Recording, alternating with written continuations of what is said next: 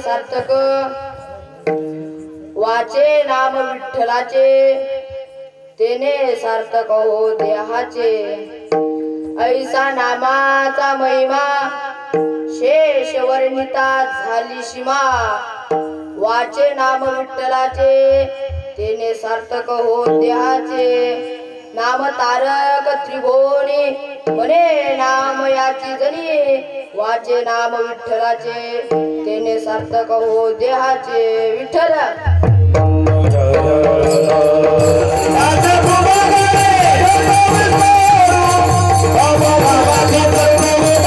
वर्ष म्हणतो कारण शास्त्रात एक तपपूर्ती पूर्ण होण्याकरता 12 वर्षे लागतात म्हणून आपल्या चालू असलेला हा अखंड हरिनाम सप्ताह आणि त्याचप्रमाणे आपल्या कार्यकर्ते मंडळीचे कौतुक करावे तेवढे कमीच आहे म्हणून आपण सर्वजण मिळून त्यांच्याकरता जोरदार टाळ्या वाजवू बरं टाळ्या आणि त्याचप्रमाणे या तपपूर्ती सोहळ्यामध्ये मला कीर्तन रूपी सेवा करायला मिळाली हे मी माझे खूप भाग्य समजतो आणि आज मी या नारदाच्या पवित्र गादीवर उभा आहे याचे खरे श्रेय कोणाचे असेल तर माझे गुरुवर्य हरिभक्त पारायण रेणुकादास भगवान बाबा परिस्कर यांच्या कृपा आशीर्वादाने आज मी या ठिकाणी उभा आहे आता त्यांच्याकरता जोरदंग पंढरीस पांडुरंग परमात्म्याचे अत्यंत लाडक्या भक्त श्री संत जनाबाई महाराज यांच्या देहाचं महत्व सांगणारा व तसंच नामाचाही महत्व सांगणारा असा 4 चरणाचा अभंग असो विठ्ठल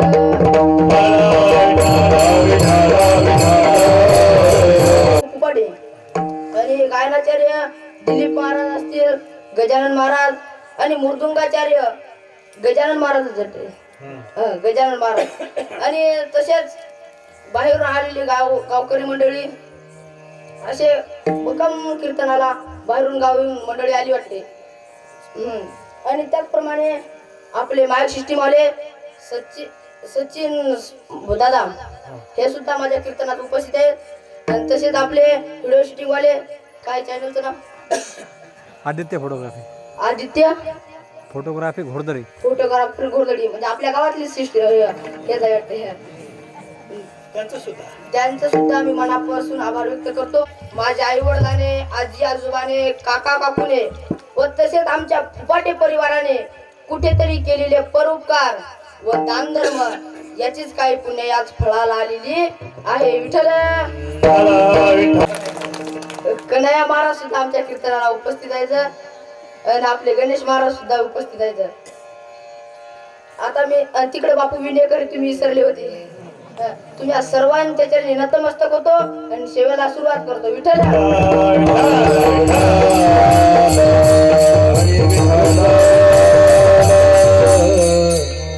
आज आपण कीर्तनाला कोणाचा अभंग घेतला आहे तर त्या श्री संत जनाबाई महाराज यांचा अभंग आणि त्यांच्याबद्दल बोलायचं झालं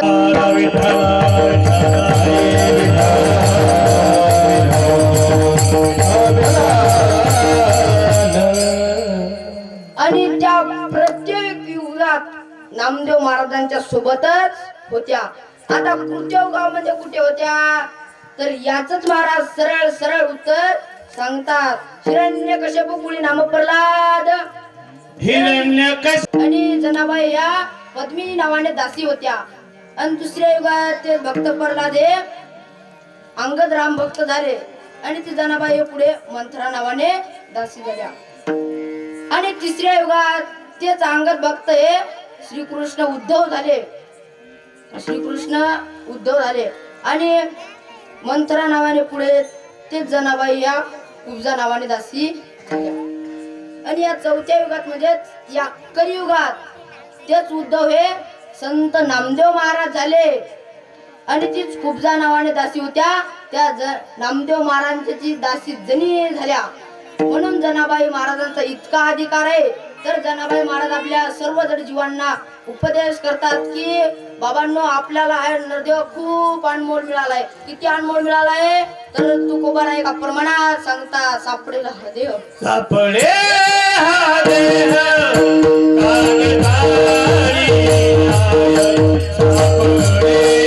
एक राजा रोगस्त झाला होता. अनेक वैद्याने अनेक औषधी दिल्या परंतु गुण तिळभर सुद्धा नाही. मग असा एक वैद्य आला आणि त्या रोगावर त्याने रामबाण म्हणून औषधी एक कावळा धरून आणण्याकरिता सांगितला. परंतु कावळा धरणं इतका सोपा आहे का हो? आहे का? हा बोलता का मुख्य आहे ना तुम्ही? कावळा धरणं इतकं सोपं आहे का? तर अजिबात नाही. कारण माणसात हुशार नावीच आहे आणि प्राण्यात हुशार कोल्हा आहे. कोल्हा आणि प्राण्यात हुशार कोण आहे? कावळा. पाहिला का तुम्ही कावळा? हा तर मग पक्षात हुशार कावळाच आहे. मग कावळा धरणं इतकं सोपं नाही. मग पण राजा म्हणल्यावर तिथं काही पण चालतंय. राजा बोले दल हाले. तर मग राजा म्हणाला प्रधानजी नगरी दौंडी द्या की जो कोणी कावळा धरून आणेल त्याला 100 सोन्याचं बक्षीस देण्यात येईल. तर मग अशा प्रकारे प्रधानजीने आपल्या नगरीत दौंडी दिली. अहो मग काय बघता? अहो अख्ख्या नगरीतले लोक रानो माळ पडू लागले. कशा करिता? कशा करिता मला सांगा बरं तुम्ही? तर कावळा धरण्याकरिता. परंतु कावळा कोणाच्या बापाला सुद्धा धरू देत नव्हता. असा एका महिन्याचा कालावधी निघून गेला आणि इकडे राजाचा रोग अधिकच पीडा देऊ लागला. परंतु कर्मधर्मा संयोगाने त्याच नगरीत एक भीतांधळा होता. कोण होता? तर भीतांधळा होता. तो थोडा मयावानी धार्मिक होता. कीर्तन भजन असं ऐकत होता. म्हणून तो असा नदीवर आंघोळ करण्याकरिता गेला. पण त्याला विचार आला की आंघोळ करायच्या आधी थोडस टाळी वाजून भजन करावं. वाचे नाम विठ्ठलाचे तेने सार्थक हो द्याचे. अशा प्रकारे संत जनाबाई महाराज सामान्य वर्गांना उपदेश करतात. तेवढ्या त्यांच्या समोर अतिशय श्रीमंत वर्ग बसलेला होता आणि त्या श्रीमंत वर्गाने जनाबाईला प्रश्न केला की महाराज तुम्ही आम्हाला म्हणता त्या नरदेहात येऊन देहाचं सार्थक झालं पाहिजे. अहो आमच्याजवळ काय कमी आहे? शेकडो एकर जमीन आहे. सुंदर असे महाल आहे. सुंदर स्त्री आहे. हाती घोडे दास दशे असे खूप काय आहे. तेव्हा संत जनाबाई महाराज त्या सामान्य वर्गांना याचं स्पष्टीकरण करून सांगतात की बाबांनो जमीन खरेदी करणं हे देहाचं सार्थक नाही. बंगला बांधणं हे देहाचं सार्थक नाही. अनेक स्त्रिया प्राप्त करून घेणं हे देहाचं सार्थक नाही. मुलं बाळ प्राप्त करणं हे देहाचं सार्थक नाही. सोनं नाणं डाग दागिने हे खरेदी करणं काही पादत करणे नाथ करे रखवारे हे गायब दिन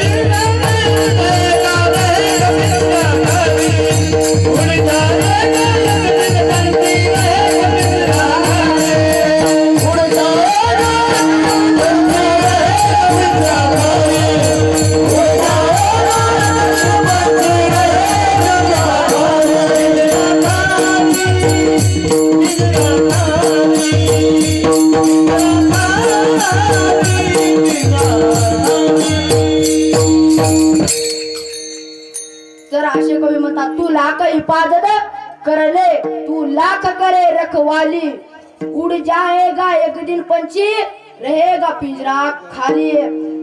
अशा प्रकारे तेव्हापासून राजा सिकंदर अमर होण्याकरिता संपूर्ण जग पायाखाली घेतो आणि अनेक मोठ्या मोठ्या लोकांना विचारतो अमर होण्याचे प्रयत्न. परंतु कोणी सुद्धा त्या राजा सिकंदराला अमर होण्याचे पर्याय सांगतच नाही.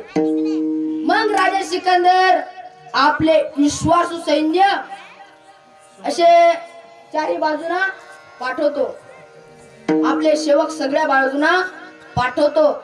आणि त्यामध्ये एक सेवक फारच हुशार होता. घनदाट अशी जंगल होता आणि त्या जंगलात एक साधू राहत होता. मग हे सैनिक त्या ठिकाणी गेला आणि त्या साधूचं दर्शन घेतले आणि आपल्या राजाचा सर्व काही कथाभाग त्या साधूला सांगितला. त्या साधूने जरासा सुद्धा विचार न करता अमर होण्याचा प्रयत्न खूप सोप्या भाषेत सांगितला. म्हणे खरोखर तुझ्या राजाला जर अमर व्हायचा असेल तर माझ्या झोपडीच्या मागे एक पर्वत, विशाल असा पर्वत आहे आणि ते पर्वत चढल्याबरोबर एक भोरव लागेल आणि त्या भैरवात गेला तुझा राजा तर तिथे एक पाण्याचा झरा आहे आणि त्या पाणी ते जर तुझ्या राजाने पाणी पिलं तर खरोखर अमर झाल्याशिवाय राहणार नाही. मग ही बातमी राजा सिकंदराला कळतात. शेकडो सैन्य घेऊन त्या पर्वताला असा गोल येडा मारला आणि राजा सिकंदर झोप नाही, राहत नाही, दिवस कळत नाही, नुसता अमर होण्याच्या प्रयत्नामुळे तो अख्खा पर्वत चढतो. आणि साधूने सांगितल्याप्रमाणे त्याने सार्थक हो देहाचे. अशा प्रकारे जनाबाईने विठ्ठलाचं खूप भजन केल्यामुळे त्या संत झाल्या आणि त्यांच्या चारही वाण्या विठ्ठल नावाचा जप करत होत्या. तर त्या 4 वाण्या कोणत्या तर ऐका. वाणी क्रमांक 1 परा, वाणी क्रमांक 2 पश्यंती, वाणी क्रमांक 3 मध्यमा आणि वाणी क्रमांक 4 वैखरी. परा वाणी ही आपल्या नाभी कमळावर आहे. पश्यंती नावाची वाणी ही आपल्या कंठस्थानी आहे. मध्यमा नावाची वाणी ही आपल्या हृदय कमळावर आहे आणि वैखरी नावाची वाणी ही आपल्या मुखात आहे. आणि परा वाणी शेवटच्या टप्प्यात आहे. तिथपर्यंत जाण्याकरिता पश्यंती, वैखरी आणि मध्यमा ह्या वाण्या ओलांडल्यानंतर परावाणी पर्यंत जाता येण्याची नाही. जनाबाईचं चिंतन अतिशय कठोर असल्यामुळे त्यांच्या 4ही वाण्या बोलत होत्या आणि त्यांच्या 4ही वाण्या गौऱ्या सुद्धा त्यांच्या विठ्ठल नावाचा जप करत होत्या. यावरून मला एक दृष्टांत आठवला, तो तुमच्या समोर मांडतो. एकदा भजन करा.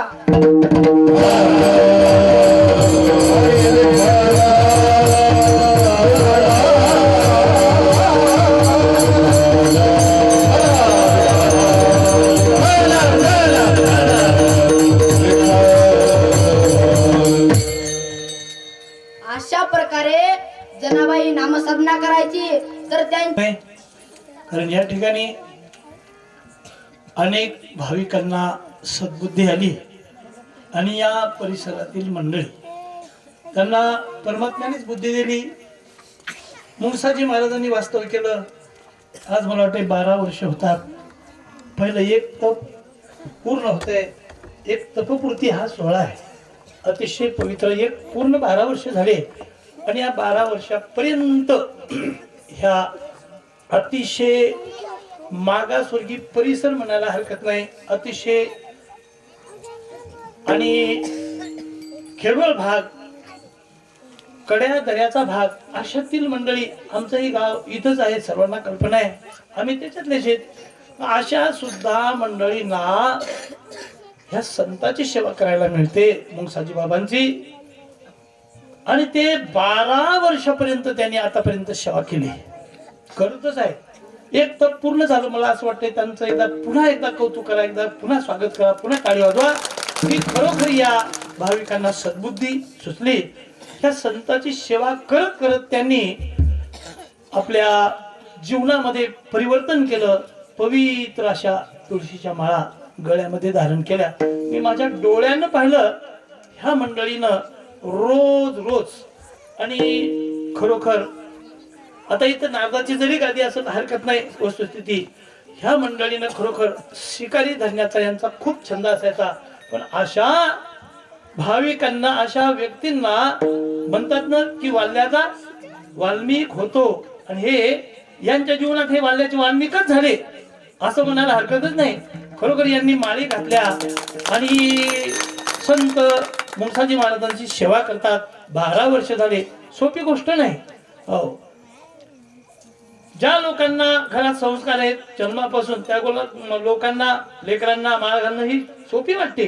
पण एकदम असं जसं गाईच्या स्तनात वासरू तोडाव, ते जसं तडफडतंय तसं अनेक आणि मांसाहाराचे विशेष सेवन करणारी जरी मंडळी असतील, पण त्यांनी एकदम असं त्या गोष्टीवर खेटर उघडं घातलं. खरोखर 12 वर्ष झाले. आज बऱ्याच भाविकांनी तपत झालं त्यांचं. त्यांना सांगावं तेवढं, कौतुक करावं तेवढं थोडं आहे. अशा प्रकारे हे 12वे वर्ष आहे. या 12व्या वर्षाची सेवा अखंड हरिनाम सप्ताहाची खूप गोड अशा स्वरूपाने आणि घोडदरीकर भाविक याला अतिशय सुंदर पवित्र आपला हातभार लावतात. बरीचशी मंडळी या सप्ताहाला देणगी देत असतील. काही भाविकांची देणगी आणि कमी रमी असेल तो वाढवा हा यज्ञ आहे आपल्या गावातला. आणि आज बघा, कालच्या दिवशी हरिभक्त परायण पंकज महाराज देशमुख यांची सुंदर सेवा झालेली असे नामपर. आणि आज असणारे आपल्याच गावातले एक लेकरू आहे, एक या मातीतून कोंब उगवला. खरोखर असं म्हणायला हरकत नाही की ज्या कुळात हे लेकरू जन्माला आलं, त्या कुळात कधीतरी एखादा साधू त्यांना भेटला असावा. आणि ती गोष्ट माझ्या कानी पडलेलीच आहे की हरिभक्त परायण वैकुंठवासी जयराम बाबा भोसले हे माझे गुरु. आणि अशीच गोष्ट निघत निघत मी विचारलं, का हे तुमच्या कुळात लेकरू आलं कसं जन्माला? तर त्यांनी मला अगदी मोजका थोडक्यात एक विषय सांगितला. म्हणजे महाराज, अहो म्हणलं, हे आजच तुमच्याजवळ आला याचं तुम्ही नवल वाटू देऊ नका. आम्ही एका महान साधूचं दर्शन घेतलेले आणि त्याच्या हातानं त्याच्या आजोबानं वाटते मुंगसाजी बापून माळ घातली होती. ते हरिभक्त परायण वैकुंठवासी जयराम बाबा भोसले या बांगर कवठ्याला येत होते. त्या काळी मी त्या काळी आळंदीत होतो. ते माझे गुरु आणि मुंगसाजी बापू त्यांचे सुद्धा ते गुरु माळ घातली होती त्यांनी. अशा पद्धतीने त्यांनी महाराजांनी माळ घातली की ती कृपा केली. काय हरकत नाही, खरोखर तुम्ही सेवा करसाल आणि तुमचं भलं होईल. साधून एकदा पाहिलं कृपादृष्टी कृपा कटाक्षेने आलेले आपले पैदी बैसविले बापरखमा देऊर विठ्ठलुले. अशा प्रकारे भक्ता दिलेले वरदान की त्या काळात त्यांना आशीर्वाद मिळाला. आणि त्यांचा लेख तर नाही, पण नातू मात्र या पवित्र नारदाच्या गादीवर उभा राहिला. धन्य माता पिता तयाच्या, कुळी कन्या पुत्र होती जे सात्विक तयाचा हरिक. अशा प्रकारे आज संत बाळूमामा वारकरी शिक्षण संस्थेमध्ये बाल कीर्तनकार हरिभक्त परायण शिवकुमार महाराज फोपाटे अतिशय सुंदर त्यांनी सांगितल्याप्रमाणे संत जनाबाई महाराजांचा अभंग अगदी चाकोली इकडं तिकडं न घालता बरोबर त्या पांदीच्या रस्त्यात जसं चाला बरोबर तसं महाराजांना हळूहळू त्यांच्या मतीप्रमाणे बुद्धीप्रमाणे 9व्या वर्गातच महाराज आहेत त्या पद्धतीने त्यांनी अभंग सोडवला. तर अतिशय पद्धतशीर सोडवलेला आहे. मी माझ्या विद्यार्थ्याचं कौतुक करावं हे काही विशेष नाही, पण तुम्हाला सुद्धा काहीतरी वाटलं असेल की गेल्या वर्षीपेक्षा यावर्षी काहीतरी विशेष शब्द मुखातून निघलेले. आणि या ठिकाणी आमचे बाल विनेकरी हरिभक्त परायण कन्हैया महाराज शिलगर आमच्या संस्थेत येऊन त्यांनी पूर्ण महाराष्ट्र दुमदुमून टाकला. असा कन्हैया सुद्धा या ठिकाणी त्याचे वडील मोठे इथे बसलेले त्यांच्याकरता इथला टाळी वाजवा. आणि अशा प्रकारे हे बालक शिकतायत. आणि त्याचप्रमाणे घोगरे महाराज यांचे सुद्धा नातू या गावातीलच सुपुत्र असणारे या ठिकाणी 2 आवळे जावळे बालक जन्माला आले. एका घरात जर आवळे जावळे बालक जन्माला येतील, खरोखर त्यांना जर संस्कार चांगले दिले जातील तर निश्चित त्या घरात लक्ष्मीचं वास्तव्य झाल्याशिवाय राहत नाही असं शास्त्र आहे. अशा पद्धतीनं आज आपल्या गावातील एक मातीतून उगवलेला कोंब बाल कीर्तनकार शिवकुमार महाराज फोपाटे यांनी अतिशय सुंदर गोड असं चिंतन केलं. मला वाटतं एकदा त्याच कौतुक तुम्ही करा, टाळी करा, त्याला आशीर्वाद द्या.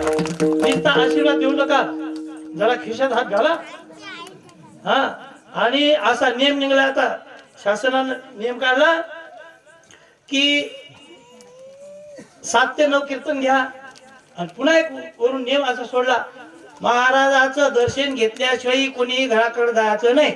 आणि रिकाम्या हाताने रित्या हाताने आणि दर्शन घेऊ नका. मग कोणी 50, कोणी 100, 50च्या खाली नाही बरं. अशा पद्धतीने चालू द्या. महाराजाचं दर्शन घेतल्याशिवाय जाऊ नका. तिकडं आमचे चोपदार बाबा तिकडे उभे राहा, कोणा जाऊ देऊ नका. हा विनोदाचा भाग सोडा. अशा पद्धतीने या भूमीतून असे लेकर घडतात, संस्कार त्यांना घडतात. खरोखर असणाऱ्या आमच्या आणि मुंगसाजी महाराजांची कृपा आहे. इथून या नाल्यातून अशी जी नदी गेली ही खाली अशी इकडे जाऊन दक्षिण दिशेकडे जाऊन पुन्हा पश्चिम दिशेला वळली. शास्त्र अनेक वाचन केले मी, त्यामध्ये दक्षिण दिशेला वाहणारी नदी ही फार महान आहे आणि पश्चिम दिशेला वाहणारी नदी ही नर्मदा आहे. अशा पद्धतीनं ह्या दोनही इथं तीर्थ आहेत. आपल्याला अजून कल्पना नाही येत ती. म्हणून या ठिकाणी या तीर्थावर फार पुरातन काळी एकदा अनंत बाबा येऊन गेले. जुन्या माणसाला माहित असेल इथं असते. अनंत बाबा बोरखेडीला यायचे, त्यांचे प्रवचन ऐकायचे. अनंत बाबांचा एवढा अधिकार होता की मारुती महाराज मंदिरातला उठून त्यांच्या प्रवचनाला येऊन बसत होता. हे त्यांच्या शिष्यांना दिसत होता. असा अनंत बाबाच्या आणि शिष्यांचा अधिकार होता. अनंत बाबा तर पाहतच होते. देवी आली प्रवचनाला, मारुती महाराज आले, नंदी राजा आला, असे इथं महान संत म्हणजे त्यांचं नाव अनंत बाबा. त्या काळात अनेक लोकांनी माळी घातल्या. सखाराम पाटील होते, त्यांनी माळा आणल्या आणि लोक माळा घालणं सोपं आहे का? माळा घालत मग त्या सखाराम पाटलाच्या धाकाला अनारे धरून त्या वाड्याला सगळ्या लोकांना धरून आणायचं, माळा घाला. त्याने एकच आणायच्या माळा.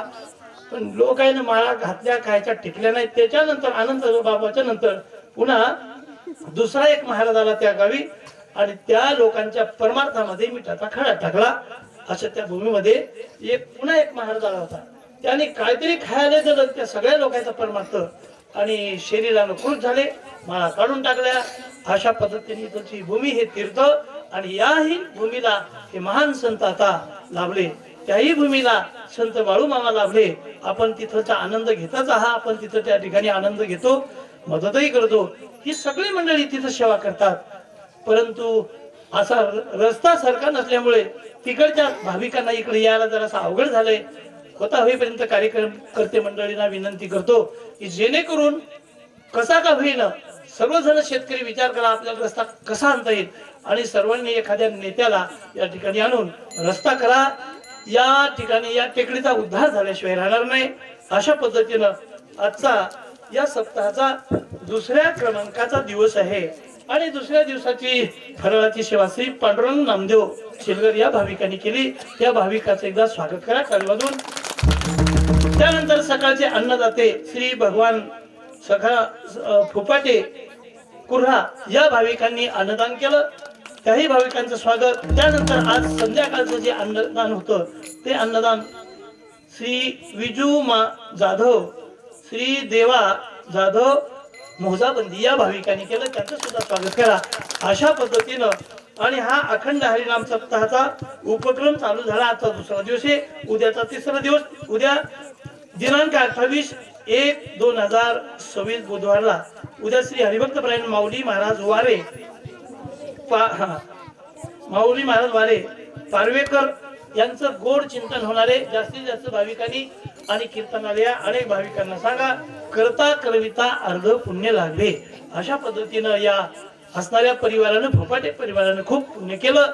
म्हणून या ठिकाणी शिवकुमार महाराज यांनी गादीवर उभं राहून सुंदर चिंतन सांगितलेले. कीर्तन या ठिकाणी समाप्त झालेलं आहे. ज्ञानेश्वर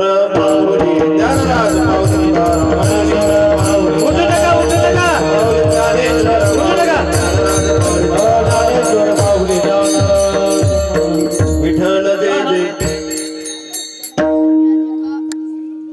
सगळे आपण वाचन. जन्मा येऊन देख करा देहाचे सार्थक, वाचे नाम विठ्ठलाचे तेने सार्थक हो देहाचे. ऐसा नामाचा महिमा शेष वर्णिता झाली सीमा, वाचे नाम विठ्ठलाचे तेने सार्थक हो देहाचे. नाम तारक त्रिभुवनी म्हणे नामयाची जनी, वाचे नाम विठ्ठलाचे तेने सार्थक होय देहाचे. झालेली कीर्तन रूपी सेवा माझ्या गुरुवारांच्या चरणी, गुरुवारांच्या चरणी, आई वडिलांच्या, आजी आजोबांच्या व तसेच मुंगसाजी महाराजांच्या, बाळूमामाच्या चरणी समर्पित करतो आणि सेवेला पूर्ण हरिराम. विठ्ठल जय जय विठ्ठल जय विठ्ठल जय जय विठ्ठल जय विठ्ठल जय. आपण बोलवे बोलवे देवा बोले बोले राजमा महाराज बोले गाना हे विठ्ठला हे मारा राजमा महाराज बोले हे आपले चले चला पाया में किंगड़ा राजमा महाराज तुम्हें से